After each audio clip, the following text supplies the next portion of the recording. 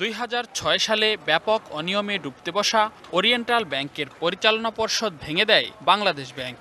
পরের বছর নিলামে তোলা হয় ব্যাংকটির শেয়ার। পরে 2008 সালে 350 কোটি 67 লাখ টাকায় ব্যাংকটির 52.76% শেয়ার কিনে নেয় সুইজারল্যান্ডের বিনিয়োগ প্রতিষ্ঠান আইসিবি ফিনান্সিয়াল গ্রুপ। নতুন নাম হয় আইসিবি ইসলামিক ব্যাংক।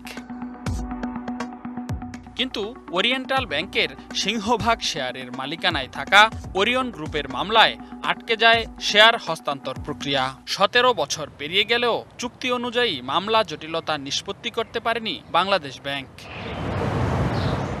তবে বর্তমানে ব্যাংকটিতে প্রশাসক বসিয়ে পরিচালনার দায়িত্ব নিয়েছে কেন্দ্রীয় ব্যাংক, আর এতে পুরোপুরি নিয়ন্ত্রণ হারিয়েছে বিদেশি বিনিয়োগকারী আইসিবি ফিনান্সিয়াল গ্রুপ। যদিও কেন্দ্রীয় ব্যাংকের প্রশাসক বলছেন অচলাবস্থা দূর করতেই নেওয়া হয়েছে এমন পদক্ষেপ। চেয়ারম্যানকে অ্যাকশন দেওয়া নাই, ইন্ডিপেন্ডেন্ট ডাইরেক্টর অ্যাকশন দেওয়া হয় নাই, সুতরাং বোর্ডটাও মেয়াদোত্তীর্ণ হয়ে যায়। এই মালয়েশিয়ান যে এমডিশিপ ছিল ওনারও মেয়াদোত্তীর্ণ হয়ে যায়। ব্রাঞ্চগুলোতে প্রতিনিয়ত টাকা ফেরত পাওয়ার জন্য একটা রণক্ষেত্রে পরিণত হতো। এরকম একটা সিচুয়েশনের প্রেক্ষিতে আমাকে এখানে নমিনেট করা হয়। ব্যাংক এই মুহূর্তে আপাতত অনেকটা স্টেবল পজিশন। কেন্দ্রীয় ব্যাংকের মুখপাত্র জানান, বিদেশি বিনিয়োগকারীদের আস্থা ধরে রাখতে এ সমস্যার দ্রুত সমাধান দরকার। মামলা করেছে প্রথমে দেশীয় যে কাউন্টার পার্ট ওরিয়ন গ্রুপ দ্বারা। উনি বিগত সরকারের সময় একজন প্রভাবশালী হিসেবে চিহ্নিত ছিলেন, কিন্তু এই মুহূর্তে একটা নিরপেক্ষ সরকার আছে। অর্থাৎ এই সরকার সমাজে আমরা দ্রুত এটা আইনি পদক্ষেপ নিয়ে মামলাটা নিষ্পত্তি করে ফেলি, তবে আইসিবি ইসলামিক বা আইসিবি গ্রুপ কিন্তু তারা আর মামলায় জড়াবে না। বিশ্লেষকরা বলছেন, বিষয়টি আন্তর্জাতিক আদালতে গড়ালে দেশের ভাবমূর্তি ক্ষুণ্ণ হবে। বাংলাদেশ ব্যাংকের দায়িত্ব ছিল যে এটা যেভাবেই হোক তাদের যে ইনভেস্টমেন্টটা এবং যেটার অ্যাগেনস্টে যেই শেয়ারটা সেই শেয়ারটা বুঝিয়ে দেওয়া। কোনো ফরেন ইনভেস্টর যদি মামলা ফাইল করে, বাংলাদেশের রেগুলেটররা যেভাবে অ্যাসিস্ট করার কথা সেভাবে অ্যাসিস্ট করে না, তাতে কিন্তু যেটা হবে বাংলাদেশের ইমেজ কিন্তু অনেকাংশেই আপনার বিনষ্ট হবে। 1987 সালে প্রথম আলবারাকা নামে প্রতিষ্ঠিত হয় ব্যাংকটি। 1996 সালে ব্যাপক অনিয়মের কারণে ডুবতে বসে। পরে 2004-এ ঘুরিয়ে চলা ব্যাংকটির মালিকানা পরিবর্তন হয়, নাম হয় ওরিয়েন্টাল ব্যাংক। যদিও পরে ফের ব্যাপক অনিয়ম ধরা পড়ে। সেই প্রেক্ষাপটে 2006 সালে শেয়ার নিলামে তোলার উদ্যোগ নেয় বাংলাদেশ ব্যাংক। বিষয়টি নিয়ে ওরিয়ন গ্রুপের বক্তব্য জানতে চাইলেও সাড়া মেলেনি। রেদওয়ানুল হক, ডিবিসি নিউজ, ঢাকা। জুলাই আন্দোলনে ঢাকার যে কয়টি স্থানে ছাত্র জনতার অপ্রতিরোধ ছিল তার মধ্যে অন্যতম হচ্ছে মহাখালী এলাকা। এই এলাকায় আন্দোলনকারীদের মূল পয়েন্ট ছিল মহাখালী মোড় এবং রেলপথ। শুধু মহাখালী নয়, Satrasta, Nabisco, Mohakhali bus terminal, Amtoli, Banani chairman Bari, কাকুলির সহ মূল সড়কে চলে তুমুল লড়াই। এ সময় আইনশৃঙ্খলা রক্ষাকারী বাহিনী ও তৎকালীন সরকারের দলীয় নেতাকর্মীদের হামলার সম্মুখীন হয় আন্দোলনকারীরা। টিয়ার শেল, সাউন্ড গ্রেনেড, এমনকি গুলি করেও দমানো যায়নি তাদের। মহাখালী রেলগেট, আমতলী থেকে গুলশান সড়ক, বনানী চেয়ারম্যান বাড়ি পর্যন্ত আন্দোলনের অগ্রভাগে ছিল সরকারি তিতুমির কলেজ। মহাখালীতে তিতুমির কলেজ সর্বশ্রেষ্ঠ এই মহাখালীতে আন্দোলন করেছিল। জানেন আপনারা, মহাখালী কিন্তু আন্দোলন করা কিন্তু খুবই কঠিন ছিল, এটা খুব ভয়ঙ্কর পরিস্থিতি ছিল। রেলগেট এবং আমতলী যদি বন্ধ করতে পারি, ব্লকেট করতে পারি, তাহলে সারা বাংলাদেশ ব্লকেট হয়ে যাবে। তিতুমির কলেজের ছাত্রদের পক্ষে প্রথম মিছিল হয়।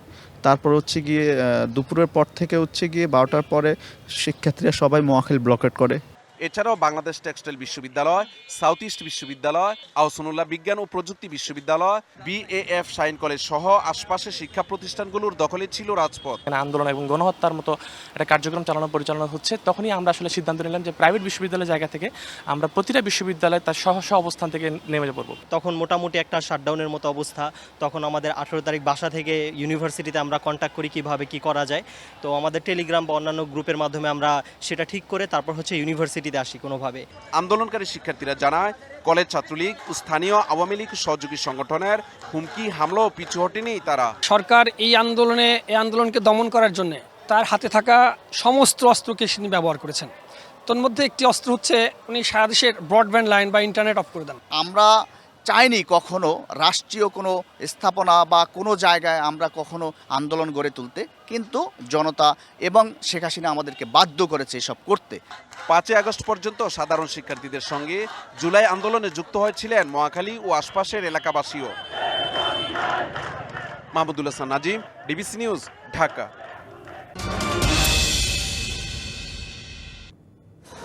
সুরমা নদীর তীরে ছালোপাড়ার এই গলি ধরে এগুলেই ভেসে আসে এক মায়ের করুণ আর্তনাদ।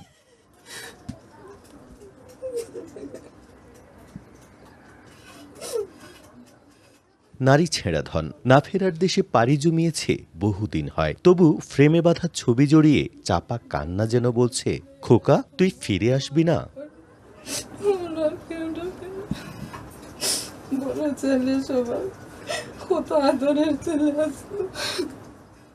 পঙ্কজের পিতা জানান, 24-এর 5 আগস্ট পুলিশের গুলিতে ছেলের মৃত্যু হয়। পরদিন কোতোয়ালি মডেল থানার আঙিনা থেকে মরদেহ উদ্ধার করলেও করা যায়নি ময়নাতদন্ত।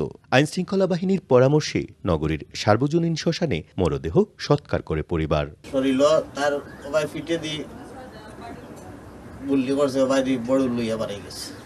ছাত্র মনে করিয়া তার খুব টর্চার করছে, তার বেরিয়ে মারছে নিগুড়ে। কিন্তু দিন মাস পেরিয়ে বছর গড়ালো। তাৎক্ষণিকভাবে বিএনপি ও জামায়াত তাদের সহায়তা করলেও মেলেনি সরকারি সহায়তা। শহীদের তালিকাভুক্ত হয়নি পঙ্কজের নামও। আমার ভাই দেশের জন্য প্রাণ দিয়েছে, ওর যারা খুনি তারা গ্রেফতার হইতো, আর আমার ভাই যেন শহীদের মর্যাদা পাইতো, এগুলো আমরা চাই। জেলা প্রশাসক জানান, শহীদের তালিকায় পঙ্কজের নাম অন্তর্ভুক্তির বিষয়টি প্রক্রিয়াধীন। হত্যাকাণ্ডের ন্যায় বিচারের বিষয়েও আশাবাদী এই কর্মকর্তা। মামলার যিনি তদন্তকারী কর্মকর্তা তিনি জানিয়েছেন যে উনি এই সংক্রান্ত প্রমাণ পেয়েছেন। আইনি প্রক্রিয়া যদি যথাযথভাবে করতে হয় একটু সময় সাপেক্ষ হয়ে থাকে, আর সেই সময়ের পরে যারা দায়িত্ব নিয়েছেন তারা একটু দায়িত্বশীলভাবে করে যাচ্ছেন বলে আমার বিশ্বাস।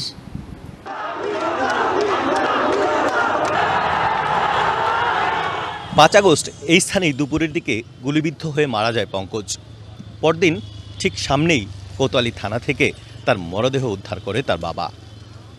সেই কথা মনে হলে এখনও আতঙ্কে মূর্ছা যায় তার পরিবার। তাদের অন্তিম চাওয়া, পঙ্কজ যেন রাষ্ট্রীয় শহীদি মর্যাদা পায়। প্রত্যুষ তালুকদার, ডিবিসি নিউজ, সিলেট।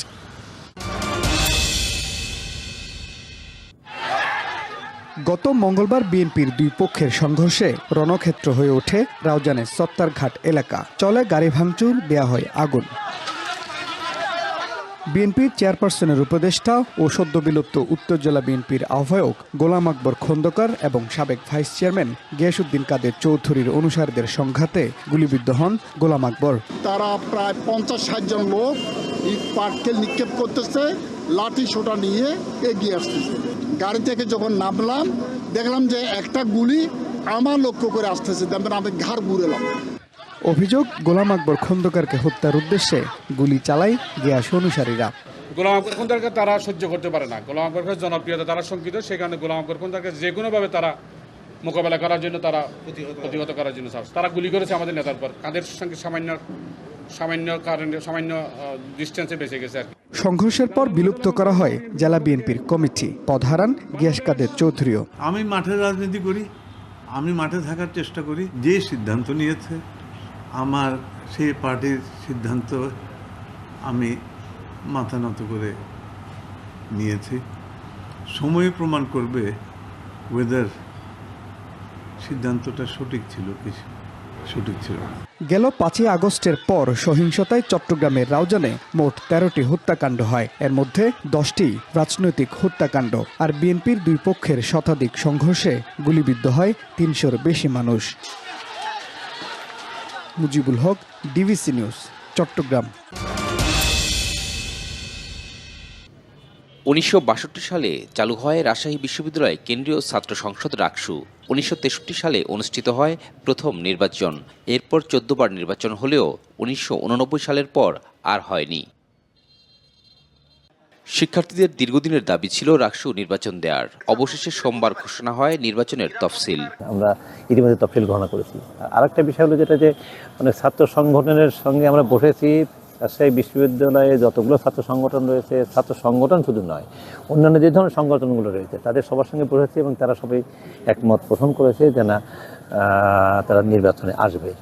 তফসিল অনুযায়ী 14 আগস্ট ভোটার তালিকা প্রকাশ, 17 আগস্ট মনোনয়ন বিতরণ এবং 2 সেপ্টেম্বর মনোনয়ন প্রত্যাহারের শেষ দিন।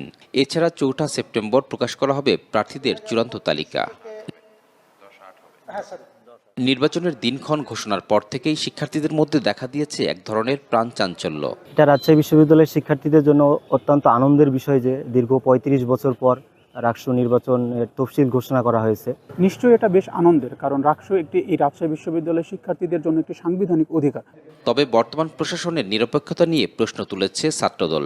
অংশগ্রহণমূলক নির্বাচন নিশ্চিতের দাবিও তাদের। দুবারের মধ্যে আমরা দাবি করেছিলাম যে যারা বাংলাদেশের মহান মুক্তিযোদ্ধাকে ধারণ করে এবং যারা বাংলাদেশপন্থী এই সকল রাজনৈতিক সংগঠন এবং সামাজিক সংগঠন এবং যারা শিক্ষার্থীরা রয়েছে সকলের অংশগ্রহণ আপনি নিশ্চিত করবেন। তবে ইসলামী ছাত্র শিবির বলছে নির্বাচন হবে সুষ্ঠু ও সুন্দর। যেহেতু ছাত্রদের সংসদ, ছাত্ররাই নির্বাচন করবে, ছাত্ররাই ভোট দেবে, সুতরাং এখানে আমি মনে করি যে যারা রানিং ছাত্র তাদেরকে এখানে আসা জরুরি এবং তারা আসলেই মনে হয় ছাত্রদের কথাগুলা, ছাত্রদের সমস্ত বিষয়গুলো দেখভাল করতে পারবে। ভোট কারচুপি ঠেকাতে বাম নেতাদের দাবি আবাসিক হল থেকে ভোট কেন্দ্র নিতে হবে একাডেমিক ভবনে। এমন দাবিকে যৌক্তিক মনে করছে ছাত্রদল ও সাধারণ শিক্ষার্থীরা। একাডেমিক ভবনে 100% শিক্ষার্থী হচ্ছে যে মানে ক্লাস করে, সেই জায়গা থেকে একাডেমিক ভবনে যদি আমার হচ্ছে যে ভোট কেন্দ্রটা হয়, শিক্ষার্থীদেরকে প্রভাবিত করা বা ভয়ভীতি প্রদর্শনের ব্যাপারটা তখন একেবারেই থাকবে না। তবে শিবির ও বৈষম্য বিরোধী আন্দোলনের সাবেক সমন্বয়করা চান ভোট কেন্দ্র থাক আবাসিক হলেই। হলগুলোতেই ভোট নেয়ার জন্য কোনো আশঙ্কা আমি এখনো পর্যন্ত করছি না, তবে নিরাপত্তা ব্যবস্থাটা আরেকটু জোরদার করার জন্য আমি দাবি জানাচ্ছি। দীর্ঘ 35 বছর পর নির্বাচনে প্রাণ ফিরে পাবে রাকসু, এমন প্রত্যাশা রাজশাহী বিশ্ববিদ্যালয়ের শিক্ষার্থীদের। Sourav Habib, DBC news, Rajshahi. গাংনী থানা থেকে ধানখোলা গ্রামের দূরত্ব প্রায় 3 কিলোমিটার। গেল 25 জুন রাত 9টায় এই সড়কের মাঝামাঝি আগ্নেয়াস্ত্রের মুখে কয়েকটি মোটরসাইকেলের গতিরোধ করে একদল ডাকাত। নগদ অর্থ লুটে নিয়ে ককটেল ফাটিয়ে পালিয়ে যায় তারা। পরদিন রাতে একই ঘটনা ঘটে গাংনীর পোড়াপাড়া জুগিন্দা সড়কে। শুধু এই সড়কেই নয়, কয়েক মাসে গাংনী ও মেহেরপুর সদর থানাসহ একাধিক সড়ক ও বাড়িতে ঘটছে চুরি, ডাকাতি ও ছিনতাইয়ের ঘটনা। রাতের লেজার লাইটে পুলিশ ছাড়া প্রশাসন ছাড়া কেউ মারে না, প্রশাসন ভাবে আমরা দাঁড়াইছি এখানে, দাঁড়ানোর পর চিন্তা করে নিল। থানা কোনো প্রোটেক্ট না দেওয়ার কারণে আমাদের এই রাস্তাটাতে মাঝে মধ্যে ককটেল বিস্ফোরণ করে, বোমা বিস্ফোরণ করে ডাকাতি করা হচ্ছে। আমি যখন রাত 8টা বা সন্ধ্যার পরে যখন আমি এখান থেকে আমার বাসার উদ্দেশ্যে রওনা দিই, আমি নিজেই সন্দিহান আমার বাসায় আমি আমার বাচ্চাদের সামনে নিয়ে যেতে পারবো কিনা। রাতের আধারে রাজনৈতিক দলের কার্যালয়ে রাখা হয় ককটেল, আর ব্যবসা প্রতিষ্ঠানে ককটেল ও কাফনের কাপড় সহ রাখা হয় চাঁদার দাবিতে হুমকির চিরকুট। আতঙ্কিত রাজনৈতিক দলের নেতাকর্মী ও ব্যবসায়ীরাও। সবসময় আমার কাছে নগদ কিছু টাকা থাকে, আমরা সবাই আতঙ্কে। তবে এটা নিয়ে 2বার পুলিশকে জিডি করা হয়েছে, এখনো কোনো পদক্ষেপ আসেনি। মানুষ এই বোমা রাখার কারণে খুব আতঙ্কিত হয়েছে, তারা এই জায়গাতে মানুষ আসতে চাচ্ছে না, কখন কি ঘটে। নাগরিক সমাজের প্রতিনিধিরা বলছেন, দোষীদের আইনের আওতায় না আনতে পারলে বেড়ে যাবে অপরাধ প্রবণতা। যেটা এর আগে 2010 সালে ঘটেছিল এবং সেটা যাতে আবার পুনরাবৃত্তি না ঘটে, সেক্ষেত্রে আইনি পদক্ষেপ নেওয়া জরুরি দরকার। আর প্রতিটি ঘটনার রহস্য উদ্ঘাটন ও আসামিরা গ্রেপ্তার হওয়ায় আইন শৃঙ্খলা পরিস্থিতি স্বাভাবিক রয়েছে বলে দাবি পুলিশের। এখানে এলাকাবাসীর আতঙ্ক হওয়ার কিছু নেই। এখানে আমরা মেহেরপুর জেলার পুলিশ অনেক আগে থেকেই স্বাভাবিক কর্মকাণ্ডে আছি। এখানে বাংলাদেশ সেনাবাহিনী এখানে দিন রাত সবসময় কাজ করে যাচ্ছে আমাদের সাথে, আমরা একসাথে তাদের সাথে টহল করে আসছি। 2024 সালের 5ই আগস্টের পর থেকে 66টি ঘটনার রহস্য উদ্ঘাটন সহ 144 জনকে গ্রেপ্তার করেছে পুলিশ। DBC news desk.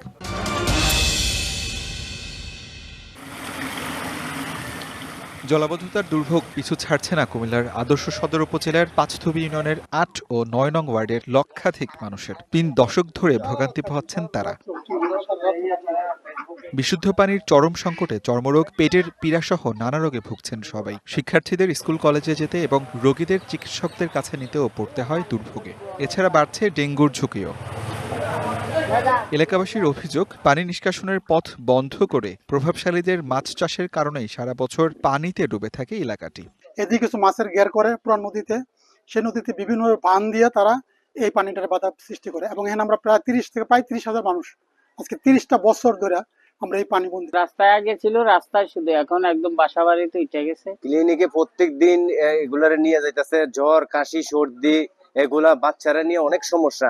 জলাবদ্ধতার কারণে অনেকে নিজেদের বসত বাড়ি ছেড়ে বাসা ভাড়া নিয়ে বাস করছেন অন্য এলাকায়। অনেক কষ্ট হইতেছে মানুষের, মুরব্বী নিজেরও বাড়িতে পারতেছে না, বুড়ো বয়স্ক মানুষ তারও চলাফেরি করতে পারতেছে না। বর্ষার পর অধিকাংশ সময় আমরা এই জলাবদ্ধতার শিকার। অনলি শীতকালটা হয়তো আমরা কিছুটা মুক্তি পাই জলাবদ্ধতা থেকে। বিষয়টি নজরে এসেছে, স্বীকার করে নিরসনে কার্যকর ব্যবস্থা নেওয়ার কথা জানালো উপজেলা প্রশাসন। স্থায়ীভাবে সমাধানের জন্য যা যা করা লাগে, পানির প্রবাহ যেখানে যেখানে বাধাগ্রস্ত হচ্ছে আমরা সেগুলো সরানোর উদ্যোগ নিব এবং জলাবদ্ধতার এই নিরসনটা স্থায়ী সমাধানের জন্য যেই যে উদ্যোগ নেওয়া দরকার, যা যা করা দরকার, উপজেলা প্রশাসন সেগুলো খুব দ্রুততম সময়ের মধ্যে নিবে। জলাবদ্ধতার দুর্ভোগ থেকে মুক্তি দিতে দ্রুত ব্যবস্থা নেওয়া হবে প্রত্যাশা নগরবাসীর। DVC news desk.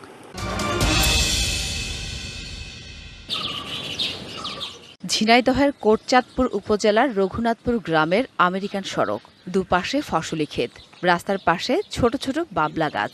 ছোট আকৃতির কয়েকটি গাছে গেল কয়েক বছর ধরে বাসা তৈরি করে আসছে বাবুই পাখি।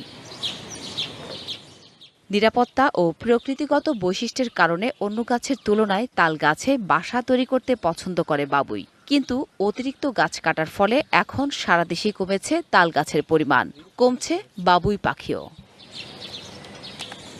তবে বাংলাদেশে থাকা বাবুইয়ের মধ্যে কয়েকটি জাত প্রায় বিলুপ্ত হলেও সাম্প্রতিক বছরগুলোতে আবার লোকালয়ে দেখা মিলছে বাবুই পাখির। ফসলি ক্ষেতের পাশের ছোট গাছ কিংবা লোকালয়ের পাশে ছোট আকৃতির তাল গাছে বাসা তৈরি করছে বাবুই। দিন দিন বাড়ছে নিচু জায়গায় বাসা তৈরির প্রবণতা। নিচু জায়গায় বাসা তৈরির প্রভাব পড়তে পারে বাবুইয়ের বংশবৃদ্ধিতে ধারণা স্থানীয়দের। তারা ছোট ছোট ঝোপঝাড়ে বাসা বাঁধতে গিয়ে বিপদের সম্মুখীন হচ্ছে। অনেকেই আছে এগুলো বাসা ভেঙে দেয় শয়তানি করে। সরকারি যে রোড আছে সেই রোডে পিলার পিতে সীমানা প্রাচীর করা উচিত, যে এই গাছগুলো না কাটে। আর প্রাণীবিদরা বলছেন অভ্যাসের অভিযোজন ঘটেছে পাখিদের মাঝে।